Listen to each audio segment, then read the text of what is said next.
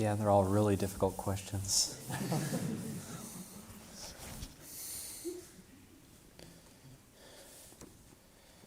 But it can all be distilled into, how do I stop suffering?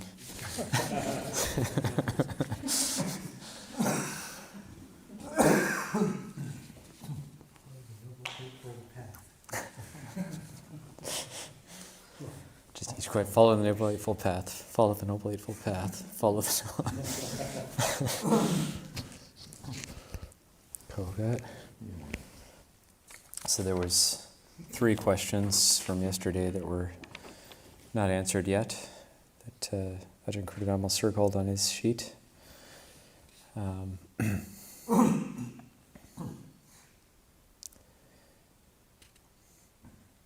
How do you or other monks deal with grief associated with the passing away of loved ones, especially parents or caretaker who have been kind to you? Do you also experience crying out in isolation to heal that grief?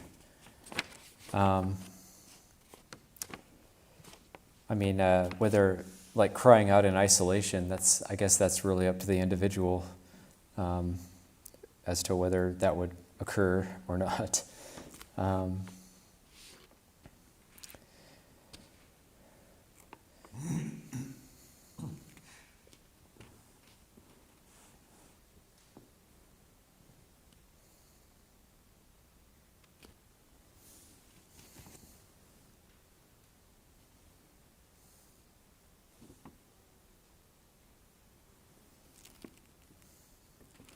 It's a hard one to answer. Everybody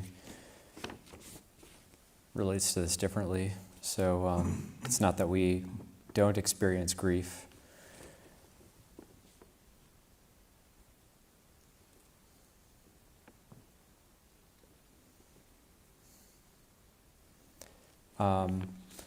Expressing the grief more doesn't necessarily heal it, but it's more just to...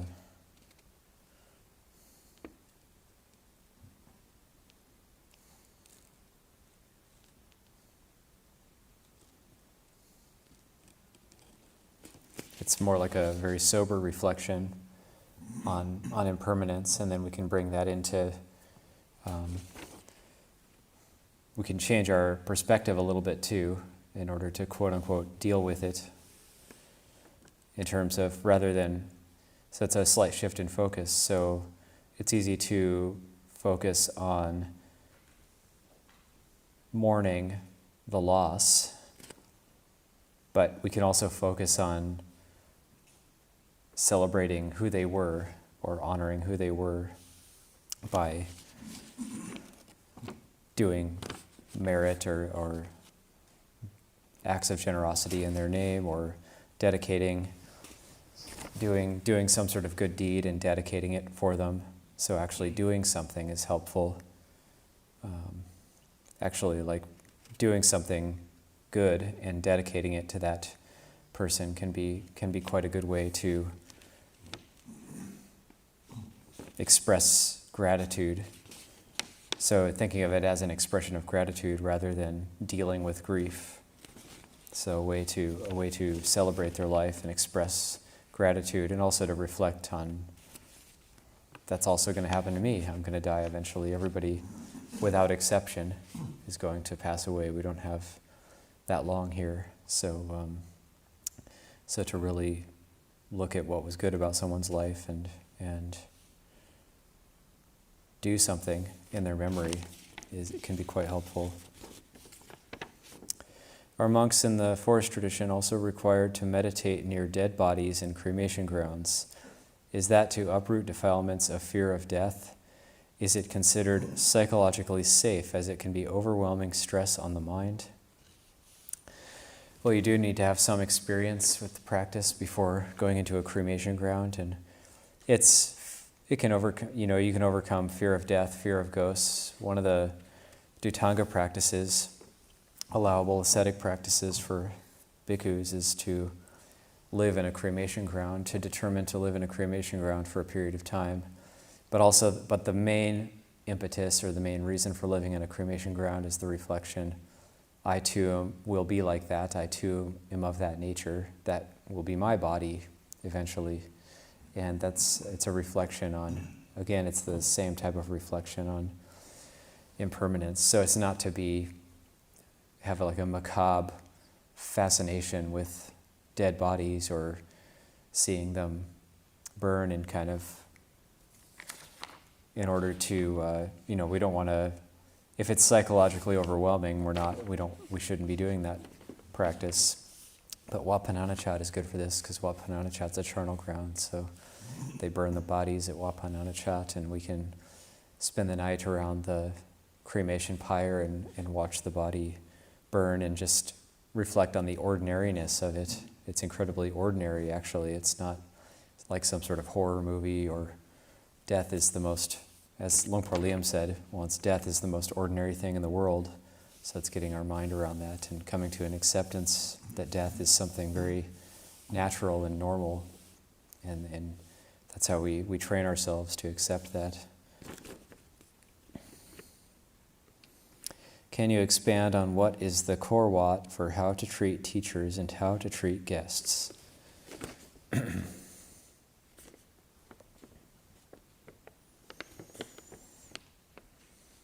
That would take quite a while. But if you like to see Buddhist Monastic Code 2 by Tanisaro Bhikkhu, Ajahn Jeff, then there's the protocols around the Acharya Watas and Akanduka Watas. There's the different Acharya Watas, things like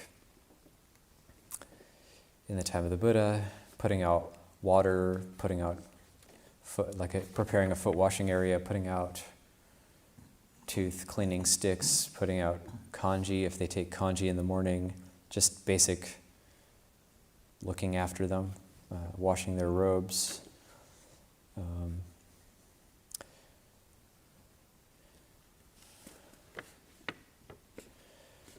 How to treat guests. It depends on the guest. So if it's a lay guest or a monastic guest, you would treat them differently.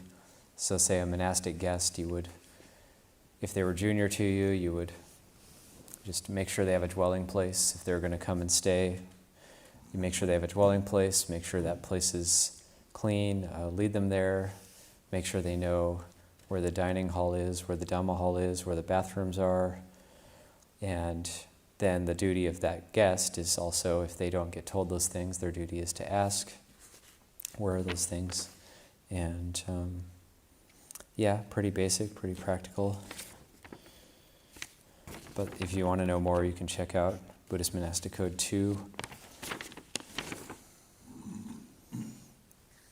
And I'll go into some of these written questions. Could you please elaborate on rules for putting one's hands in Anjali when speaking to a monk at Abhayagiri? Should the hands be held throughout a conversation, or does it depend on what is being spoken about? Is there something other than respect that one should be holding in one's heart? Abject fear? And what about bowing? It's a weakness in my practice that I would like to improve. It's just, putting the hands in Anjali, even if you don't put your hands in Anjali at all, it's more like seeing how the spirit moves, seeing how the heart moves. It's not like, you could, like when you talk to a senior monk or something, or any monk, you could just, when you start talking, you can put your hands in Anjali and then put them down, or if you're really feeling it, you could keep your hands up, the whole time. And it's really, but it's not like, I'm going to stop talking to them because they should have their hands in Anjali when I'm talking to them. And it's really just based on the feeling. There's no rule around it. It's an etiquette in Thailand, in Thai Buddhism. This is something that comes up. So like bowing is also based on, we have for the monastics, we bow when we come in the hall or when we leave the hall. And it's more like an establishment of mindfulness when we bow. It's not like, you should have a certain level of respect for Buddha Dhamma Sangha, so everyone's just going to be at where they're at. We can't force ourselves to have faith or force ourselves to throw ourselves on the ground out of absolute faith in the Buddha or in the monks. So, but it's more just, when we bow, we come to meditate, and we bow, and it's a cultivation of mindfulness, and we're setting an intention to do a certain activity, in this case, meditation. When we, say, get up in the morning, first thing we do, get up, bow to our shrine in the kuti, and then go about our morning, and before we come down, bow before we leave. So it's making every activity very deliberate, and it's like a reestablishing of mindfulness before each activity.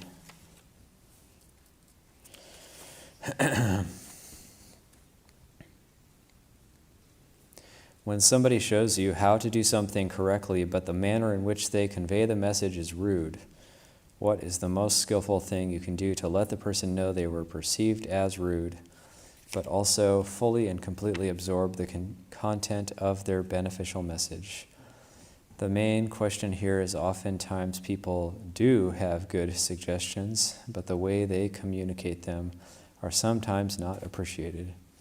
And so you may have an inclination to throw the good and bad away.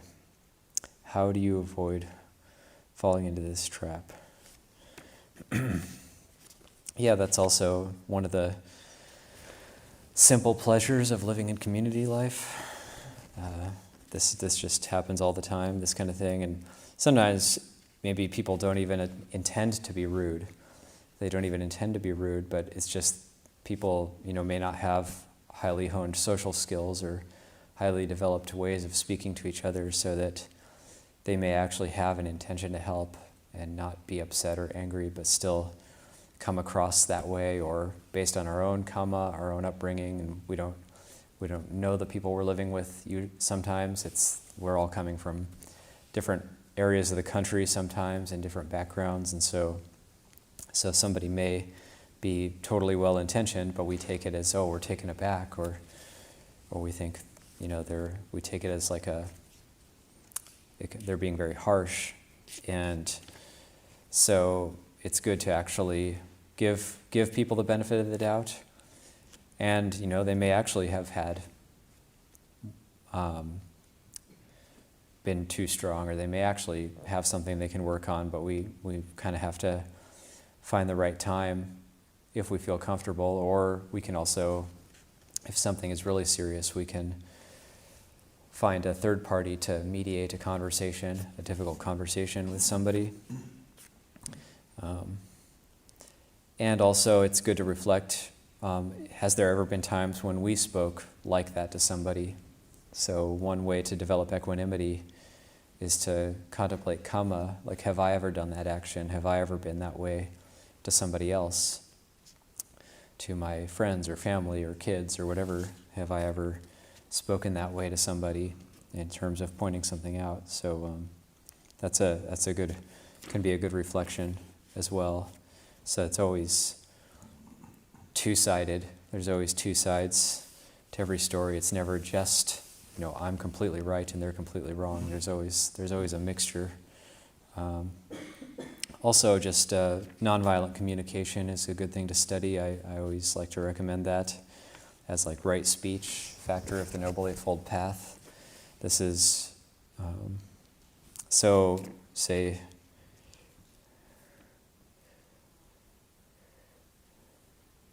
to let that person know they were perceived as rude, that wouldn't be nonviolent communication.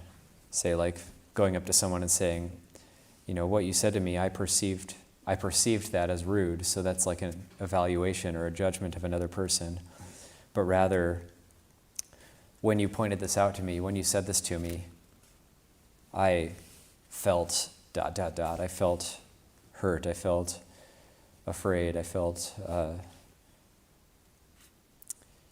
sad, or some sort of, so it's like taking responsibility for how we're feeling. Not I felt attacked, because I felt attacked means you're attacking me and I know your intention and I can read your mind. So I felt attacked is not a feeling, but like I felt sad, I felt afraid, I felt like I wanted to hide or whatever. And they'll, and they may be like, I'm so sorry, I didn't intend that, or they may be like, or maybe they'll, who knows how they'll react, but that can be a good opener. So there's a lot of questions, so I think that's good enough for that one for now.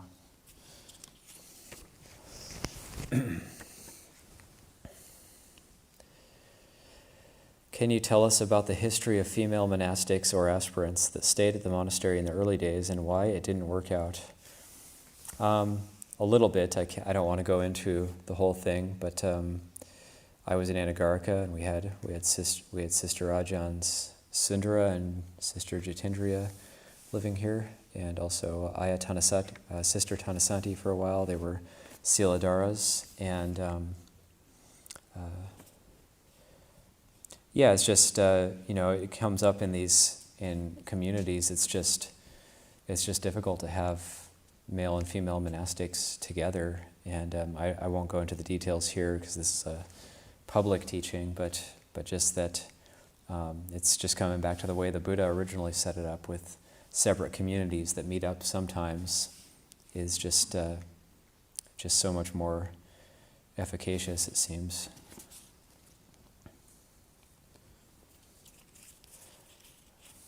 But it also wasn't bad. I did have a lot of appreciation for them when I was in Anagarika.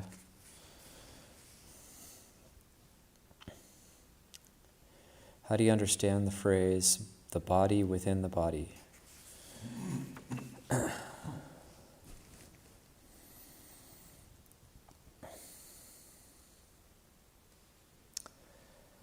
Gosh, there's a lot of ways you could understand that one.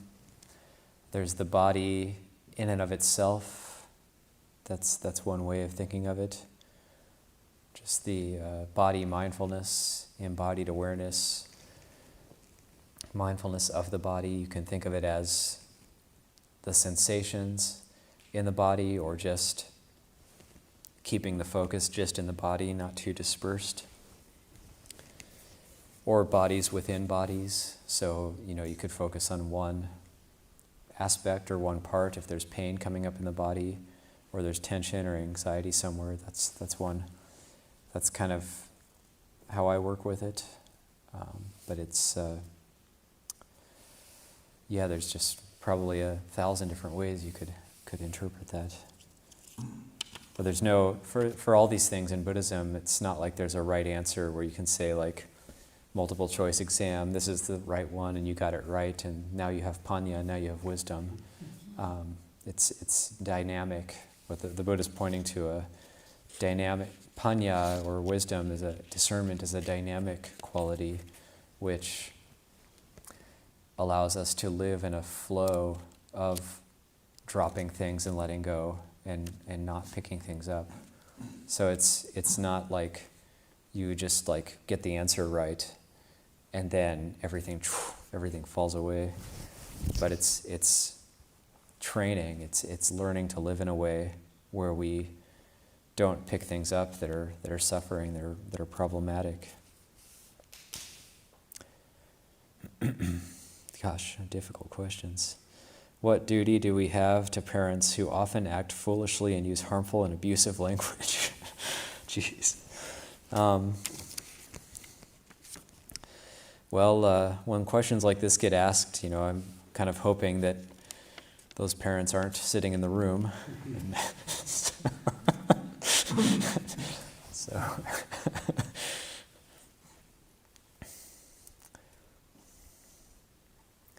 but I can't think of anyone here who acts this way right now. So, unless, but you never know. When people leave the monastery, maybe they're like different people.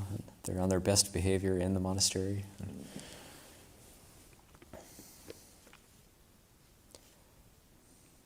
I remember, actually I won't tell that story.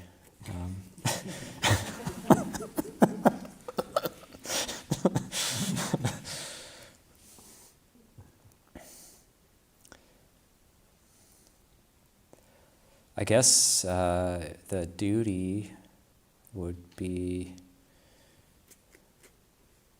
reflect on it, reflect on the relationship. Also, just like earlier, like, have we ever acted in that way? Can we say, I've never been that way, that they are to me? I've never ever been that way. So to reflect on it and see, like, always bringing it back to ourselves, because that's what we can train, that's what we can work with. We can't, it's nearly impossible to go around changing other people or outside situations, but we can change ourselves and thereby set a good example and thereby have like that ripple out effect and be a good example for people, have a good influence on people. That we can do. So we can train ourselves, we can work on ourselves, so that's our duty. That's also our duty. We can not act foolishly and use harmful and abusive language. We have the power to change that. I think like my dad's stepdad, my grandpa's stepdad was from a Mormon from Salt Lake City who had the view that you have to beat the devil out of your children. And my grandpa had very dark skin because of his own ancestry, and so that he was beaten more than the other kids. They were all beaten because they all had the devil in them, but he was beaten perhaps more. But he made a conscious decision to not treat his own children that way, and he was always unbelievably kind to his children. And so that was to like my own dad and his brother and sister. So you think you don't have to keep that going or keep perpetuating that.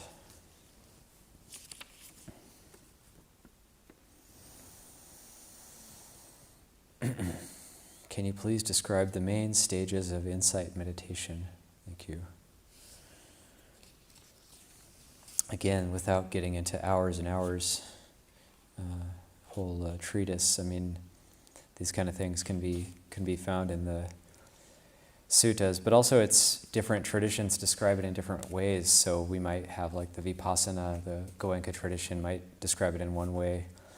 Tibetan tradition might describe it in one way. Visuddhimagga, or really, it really comes back to experience. So even though this isn't a question about dependent origination or paticca samuppada, I think it is similar to something Luang Por Chah said, that it's like just look at dukkha, just look at suffering, just look at dukkha. Keep it simple. It's like when you're falling out of a tree and you're trying to count the branches as you go down, and you can't count. It's just happening too fast. You can't count the branches as you're falling, but when you hit the bottom, you know it hurts. That's what you can know. So, and you look at that. How can I not fall out of that tree again? How can I avoid that suffering in the future? So in terms of the main stages of insight meditation, it's really, we can describe it perhaps in a certain way according to there's these seven stages of insight or whatever. We could explain it in an academic way and list what's in the book or what's translated from Pali or Sanskrit in the books. But coming back to our own experience, how's our practice of not picking things up? How's our practice of forgiving? How's our practice of the precepts? What do we do? How do we react when in the meditation, when a difficult mental state or anger or greed or some sort of proliferation that won't calm down? How do we deal with that? So that's insight, is when we see the suffering of that. That's why the Buddha's just really trying to drive the point home all the time of this is suffering, this is the ending of suffering. That's all I teach. All I teach is suffering and the ending of suffering. All I teach is dukkha and the ending of dukkha. So it's when the heart, on a very deep level, really sees this is dukkha, then it can't pick it up because it's like fire. It can't. When you see a fire, you're not going to be able to will yourself to put your hand in the fire, or you might, but you're going to retract it immediately. And when you put your hand in a fire, and your hand is in a fire and it's burning you, you don't need to consult a manual and say, like, what are the stages of getting my hand out of this fire? Like, maybe I need to check and see how to do it. You don't need to do that. Your hand is automatically out of the fire.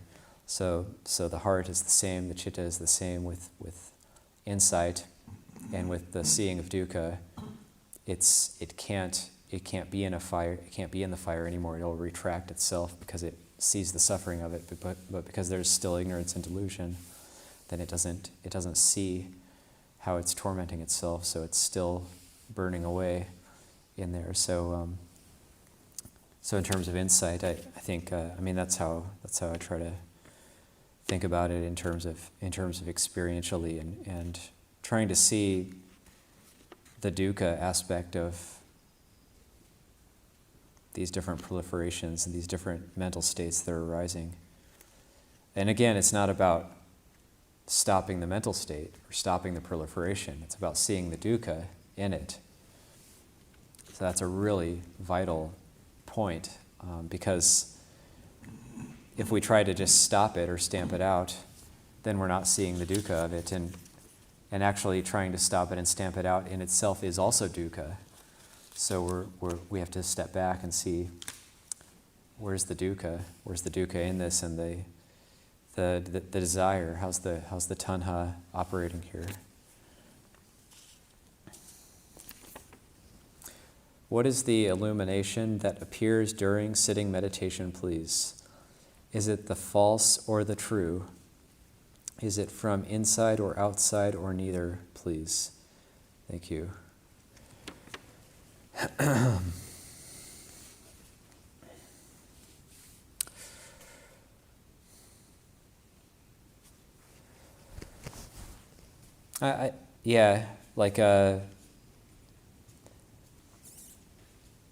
I don't know. I think this one might have been answered in the previous question. It's kind of a little bit. It's just coming back to that dukkha aspect rather than waiting for something to happen. So sitting meditation, just waiting for some sort of illumination or bright light, or get struck by a giant purple lightning bolt, or whatever idea we have that's supposed to happen to us. This reminds me of somebody who stayed here a long time ago, and they were practicing a lot, and then they were asking what they should contemplate, and I mentioned like they could try contemplating impermanence, and then a few days later, at a Q&A tea time, they said, well, I contemplated impermanence and nothing happened. Well, I said, well, what did you want to happen? So I don't know, I just thought something was supposed to happen. Like I contemplate impermanence and something happens. So, well, if it was that easy, then there would be a lot more meditators in the world, and a lot more people practicing. So, yes, perhaps we can think of illumination in terms of seeing dukkha can lead to illumination. Seeing craving, seeing tanha, seeing the whole process can lead to illumination. But then when we ask questions like, is it false or the true? Things like that, it's just tying ourselves up in knots. It's like we're good at kind of confounding ourselves. So just keeping it very simple, like the awareness of the breath, breathing in, breathing out, just looking at trying to give rise. Motivation is very important, like giving rise to what we want is a sense of ease, and what that comes from is seeing clearly, seeing with mindfulness, seeing dukkha.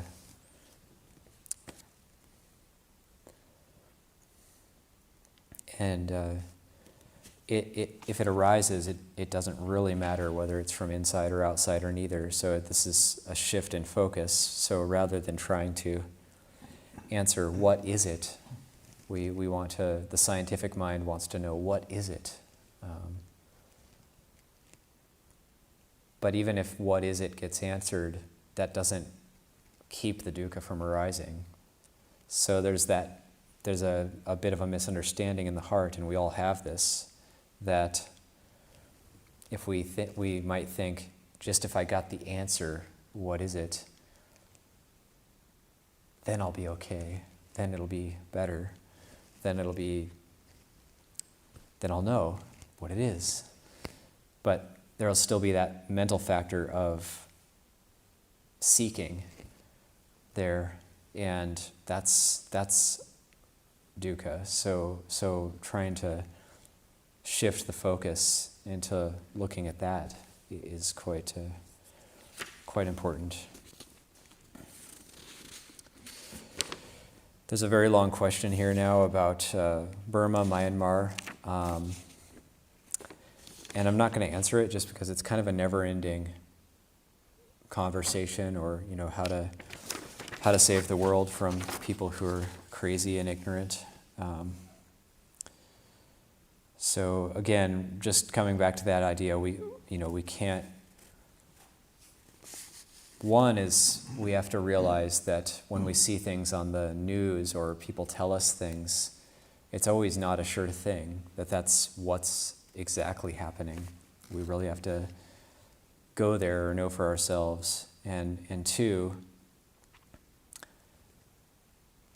we can only really take responsibility for ourselves. So, if the Buddha really set that example, he spoke out in the suttas against war, and there was going to be a big battle between his homeland and a neighboring state over water rights, and the Buddha recommended they don't fight, they don't go to war.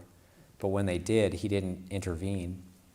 He didn't try to stop them. You would think that, well, he's the Buddha, he could take his psychic powers and go fly out over the battlefield and make everybody stop fighting. But that wasn't what happened. And so really our duty is to set the example. And the world belongs to Mara. The world is the realm of death. And it's always just going to be, there's always going to be pain. It's always going to be unsatisfactory in this way. It's not condoning bad things that happen in the world, but it's doing what we can in ourselves, the sila, samadhi, panya, the practice, doing what we can to set an example, doing what we can to get the message of peace and understanding out there. But that's all we can do.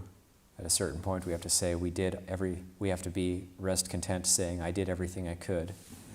And that's good. That's good to do everything we can. That's so much better than just bemoaning a situation or complaining endlessly about it to everybody who is around us.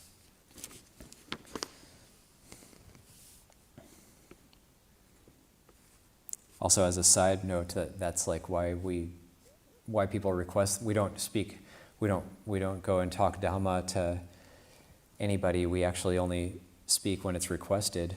So it's the same with anything, not just with Dhamma. So with the world or politics or anything, it's nice to not speak to somebody about it unless they ask you about it. Then it'll be more efficacious as well. So if somebody really wants to know what you have to say about it, they'll ask. But please, it's very good to make a practice of not proselytizing in that sense either. So very, very kind of important to apply the Dhamma to situations like this. Okay, I'm answering questions longer than I normally do. If we don't have a Sangha close to where we live, should we move to a different place, or are online Sanghas good enough? And can non-Buddhist people be part of your Sangha, or does that not count as Sangha? No, they have to be Buddhist, and they have to keep their hands in Anjali all the time. For example, my mom is very supportive, but is not a Buddhist. Could she be part of my Sangha anyways? Yeah, I mean,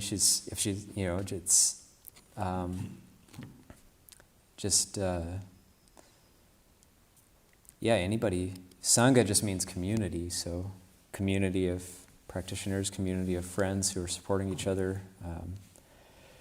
What does it mean to be a Buddhist anyway? The for us to be a card-carrying Buddhist is 3 refuges and 5 precepts. So those 5 precepts, not one of those precepts is, you have to have absolute belief in the Buddha. It's just, don't kill, don't steal, don't commit sexual misconduct, don't lie, don't take intoxicants. So it's that upright living, kindness, basic kindness, upright living, integrity. So, and somebody who, when the Dalai Lama was asked, how do we convert people to Buddhism? Somebody asked the Dalai Lama, how do I convert people to Buddhism? And he said, you don't convert people to Buddhism. If we're doing any converting, it's converting from suffering to happiness. It's converting from unskillfulness to skillfulness. That's all we care about. That's all we're trying to do.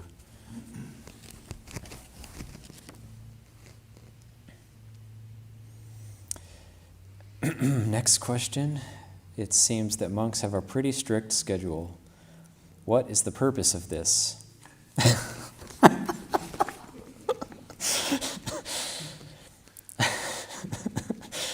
I used to set myself really strict schedules so I wouldn't have to think about what to do next. I no longer have a strict schedule, and it's tough to adjust. Wondering what to do next can be overwhelming and stressful, but a super strict schedule made me feel like I was a robot sometimes. So I wonder what you'd suggest in terms of scheduling one's daily life, and if you could talk about why monks have such a strict daily routine. Thank you so much.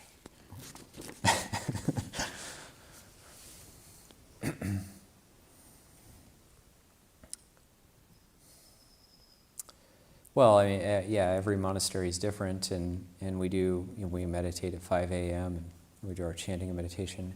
Just having a basic structure, but it gets switched up sometimes. Sometimes we have periods of self-retreat where it's totally unstructured. Come down for the meal, bring our food back up to our hut, and eat in solitude and just have no structure at all. So there are times when it's structured, there's times when it's not structured, and it's all for just seeing the mind. So we don't want to overly structure ourselves. We don't want to be overly reliant on, making sure everything is just a certain way so we can feel okay. We don't want to have too many. We do have a lot of rules. The monks have 227 rules. We have a lot of different protocols, but they're all very practical.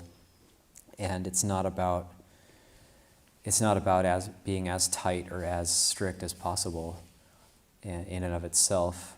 And so it's also, keeping that edge, just on the edge of our comfort zone and pushing the boundaries of our comfort zone. That's how we do with the lunar observance days, where we stay up later in meditation on those days, and just things like simplicity, like eating the main meal at 11 and not having dinner, for example. That's just simplicity. It's not like we're trying to torture ourselves. And when the schedule is very unstructured, then looking at what that's like. So actually seeing what is it like when I sleep as much as I want to and don't get up in the morning for chanting or whatever, and how does that affect the mind? So we start to see what's actually a good balance. So, all of us, many of us, not all of us, but many of us have probably tried going on retreat and then, okay, I'm just going to sleep as much as I want, and then I'll feel better than I do now. But actually, if you feel worse if you sleep too much. That's dukkha as well, so starting to see the dukkha of sleeping too much, and that there's actually less dukkha, less bodily and mental dukkha when you sleep just the right amount. Or even when you push your sleep schedule a little bit and go outside of your comfort zone, you see that mind gets bright. Mind actually gets brighter sometimes when one pushes through that kind of tiredness or what one thinks one needs. How many, we might even have sheets that say I need to sleep a certain number of hours each night, and if I don't tick off those hours, I don't use my sleep app on my phone or whatever, and then I won't be okay. I won't feel okay if I don't achieve that sleep app predetermined whatever. And so it's just to push the envelope a little bit, but it's not to be like unbelievably heroic or to make some sort of huge spiritual achievement, what we call spiritual athletics. And we're not like having an austerity competition or anything, but it's just seeing what works, what's the balance, like Luang Por said in his talk, like padi, what's padi, what's just right, Dhamma is what's just right. So a schedule is just helping us to discover that.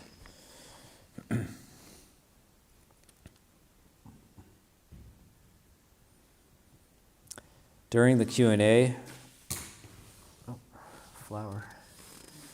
During the Q&A yesterday afternoon, I heard one of the recommendations to set a boundary. I feel that creating a boundary is falling into the category of the 5 hindrances, isn't it? Buddha taught us to practice the 4 Brahmaviharas, metta, karuna, mudita, upekkha, which are boundless. Please clarify why we need to set a boundary. Why don't we practice 4 Brahmaviharas instead? Sadhu. So yeah, those are sometimes maybe we're not at that level, maybe we're not advanced enough to be able to encompass somebody who's coming at us with anger or some sort of negativity, or we really do need to set a boundary to just fully encompass them with boundless loving kindness, compassion, equanimity, joy. It doesn't always work. We do need to set boundaries sometimes. And for myself, I've always been very bad at setting boundaries, and I have suffered from this in the past. But then, of course, as in a leadership position, having done this for a few years now, I've found that setting boundaries is almost like a self-preservation necessity, and it doesn't preclude having metta, karuna, mudita, upekkha. Sometimes setting a boundary is metta for the other person. They're going to harm themselves by what they're about to do to you or whatever. So actually setting a boundary, and actually it's like a little child who's running across the street and into the cars. You jump and yank them back even if it injures or harms them, or a child who's choking and you put your finger down their throat even if it's going to harm them, but you're going to save their life. Or somebody's doing something to you and you're going to save their life and your own life. They might be pulling you over a cliff with them. So it is okay to actually set boundaries. And I had an experience with this where I actually surprised myself by setting a very firm boundary with somebody last year, and it was actually I felt like it was the right thing to do, the right decision, and it was a protection for both people in the end. So setting boundaries, it doesn't, it is kind of like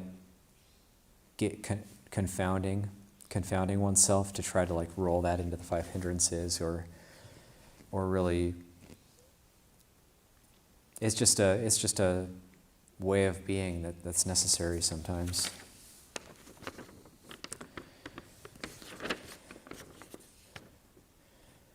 Okay, 2 more questions, and it's 4:30. No, 3 more questions. I'll leave those for to be answered tomorrow. So, okay. So